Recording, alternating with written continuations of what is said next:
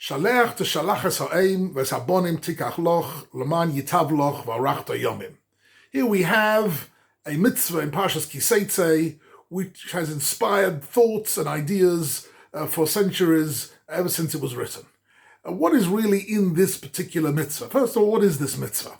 It's a simple mitzvah. Somebody's walking in the field, in the forest, and he sees a mother bird, a mother duck, a mother pigeon, for example, a kosher bird, sitting on the eggs. And he wants the eggs. Says the pasuk, Shalech shalachat ha'eim, don't take the mother bird together with the eggs. You first, with a flick of your wrist, you've got to send the mother bird away, and then you can help yourself to the eggs. You're not allowed to take them together. What is this mitzvah all about? Given the fact that the Torah allows us to eat, to shecht, and to eat kosher birds and animals, why would there suddenly be here an interest in sending away the mother bird? There must be a deeper understanding for this particular mitzvah, and that it merits l'man yitav loch v'orachta yomim, on which Chazal say yitav loch means ochel perusehem b'olam hazeh. There are this worldly benefits, v'akeren kayemes l'olam haba, but the mitzvah itself has eternal value. It's for olam haba. So what is going on here? So much has been written on this, but I just want to touch on two particular lines of thinking which I'm interested in.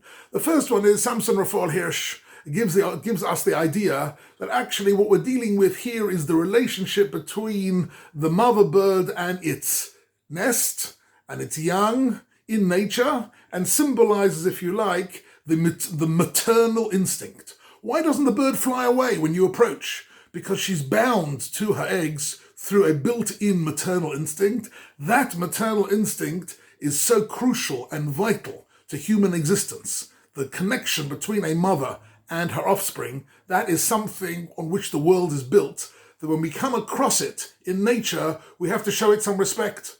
It's the dignity within nature of the maternal instinct. Here's an opportunity to express appreciation of it. That is a synopsis of Samson Raphael Hirsch's view. The Sefer Chinuch, explained later on by the Sforno, has got a different derech, which has very interesting modern applications of great importance. They say that actually this has got to do with the principle of sustainability. Sustainability is a modern principle. When we read about it in the press, in the modern world, it's an environmentalist concern. It's something to do with an eco-friendly attitude towards nature, that when you have an opportunity to take from nature, you don't take everything. You don't take as much as you can get. You take enough that you can be satisfied, but there's enough left to generate more for the next generations in the future. To take a long-term view and to do a chesed, and this is what the Sforno says, that this is a mitzvah which is a chesed to mankind. There's no specific beneficiary of this chesed. You're doing it to mankind, to all future generations, by leaving the mother bird. She'll then fly away and make more eggs. So you're making a gesture of, and here comes the important point, of self-restraint. Every human being has got desires to satisfy their own feelings, their own needs, their own pleasures, but to exercise self-restraint, what Chazal call to be mistapek b'muat, that even though you have within your reach to take as much as you want to take, you limit yourself in order to have a view that this is for future generations, that nature itself should not be decimated, just you should be a resource for you in your life. So you see here, according to the Sforno and the Sefer Chinuch, that the mitzvah here relates to a minimal type of chesed, which doesn't cost you anything because this bird is hefker. It's not you're giving away anything of your own. And nevertheless, says the Sforno, l'man yitav l'chol v'arachta yomim, there are this worldly benefits, right? One could say there are environmental and eco-friendly benefits, and there is also b'olam haba. You're doing it because it's a mitzvah. This gives me an opportunity also to look at an interesting Mishnah at the end of Makkas, which is very famous. Rotza HaKadosh Baruch Hu l'zakos es Yisrael l'fikach hirbo lahem Torah mitzvahs. That Mishnah is relating to the question of why indeed are there so many mitzvahs in the Torah, hundreds and hundreds of mitzvahs, and innumerable details of the mitzvahs. Why do we need so many? Says the Mishnah, Rotza HaKadosh Baruch Hu l'zakos es Yisrael. HaKadosh Baruch Hu wanted to give us zechuyot, wanted to give us an opportunity to have zechuyot. We daven on Rosh Hashanah, Avinu Malkeinu Zochreinu L'Zchuyot, that we, HaKadosh Baruch Hu, should give us opportunities to do mitzvahs. Every mitzvah is a zechut.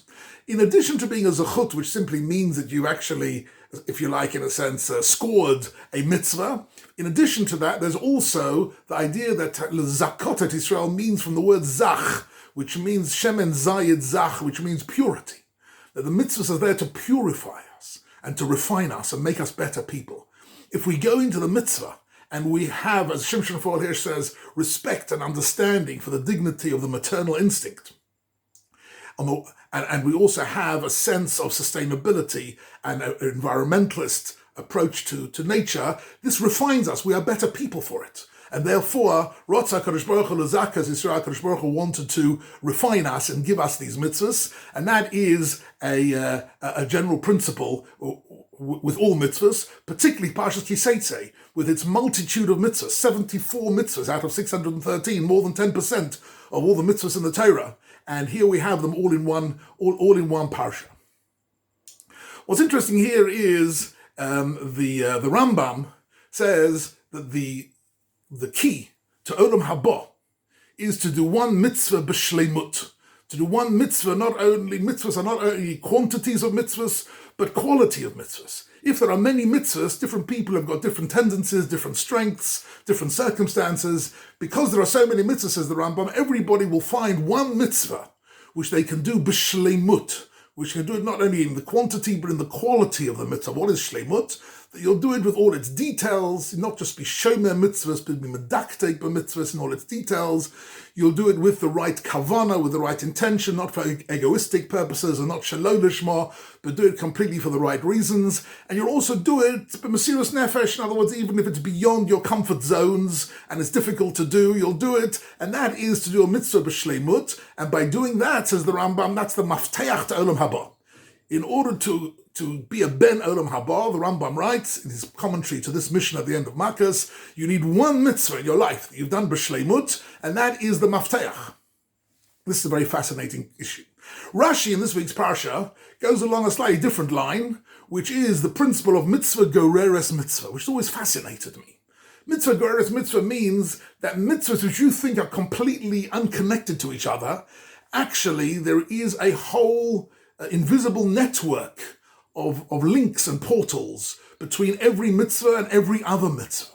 Every mitzvah has within it, if you like every cell of the body has the DNA of the whole body in it, every mitzvah has the DNA of all the other mitzvahs in it. And therefore there's a portal in every mitzvah leading you to another mitzvah. And Rashi says on the mitzvah shiloh haken, he says because that what is the pasuk after a kitivne ba'is chodosh? If you fulfill this mitzvah properly, then HaKadosh Baruch Hu will give you the zechus to do other mitzvahs. Like for example, kitivne ba'is chodosh. There's a ma'akel gagecha. You have to make your home safe and secure, not to make it dangerous. That's another mitzvah. Then if you have a field, not to plant kilayim, and if not to plow with a shav v'chamor yachtav, and if you have clothing, HaKadosh Baruch Hu, not to have shatnez and to make tzitzis. All these are blessings from HaKadosh Baruch Hu, that they are opportunities for zuchuyot. And if we're davening for anything on Rosh Hashanah, we should daven that HaKadosh Baruch Hu should give us these opportunities to have as many zuchuyot as possible, that we should be maleim zuchuyot karimon. The Rimon has become a symbol of Rosh Hashanah simply for this one reason, that it's so packed full of seeds. That's what we're asking for, to be packed full of mitzvahs. And there's no better parsha in the Torah than Ki-Teitzei, which is totally packed full of the most remarkable mitzvahs, and the quantity and quality of mitzvahs is beyond description. I'd like to end with a short story that happened to me many, many years ago, my rabbinical life. I was attending a chasna of a member in the community, and at the chasna, the father of the kala says to me, let me tell you something about how my daughter found this particular shidduch. He said, it's an example of mitzvah goreres mitzvah. I said, really? How does that work out? He said, well, to be honest with you, I'm not a regular weekday going to shul. I daven every morning at home with a tefillin, but I don't always go to shul weekday mornings. But this one morning, even though it was a winter morning, I don't even know in retrospect why I did it. I got out of bed, I went to shul, And at shul, going to shul, incidentally, is a classic example of mitzvah goreres mitzvah, because you go to shul to daven, and there you go to shul, you also will end up not only davening, but you hear kriyas HaTorah, you end up learning some Torah, you look at a Rashi, you look at a commentary, somebody tells you about Torah, not during davening, of course, and then an oni comes, you give him tzedakah, somebody comes and asks you for advice about something, you do a chesed giving somebody advice. On this particular occasion, he said to me, I was told that somebody in the community was sitting shiva, I didn't know about.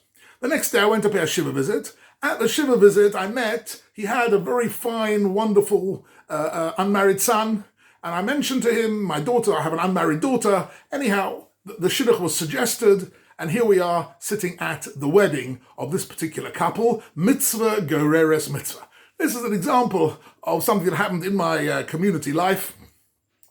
But it's certainly the case that when we engage in mitzvahs, HaKadosh Baruch Hu opens for us the door to do more mitzvahs. Every mitzvah is an opportunity to engage in a deeper connection to HaKadosh Baruch Hu. Every mitzvah contains within it a dimension of Ein Sof, a dimension of infinity.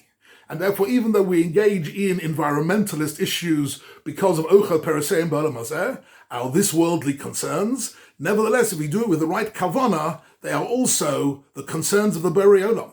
He created the world in order for us to benefit from it, in order for us to exist, and He also wants us to look after the world for future generations, and that is the hidden idea between Shalech, Shalachat Ha'im, and if we indeed engage in these mitzvahs in the proper way, Mitzvah Hashem, HaKadosh Baruch Hu will give us the opportunity, Shenirbe Zuchuyotenu Karimoin, that we should be packed full in our lives of opportunities to do mitzvahs, and in that way have Zuchuyot Ein Sof V'chein Yirah.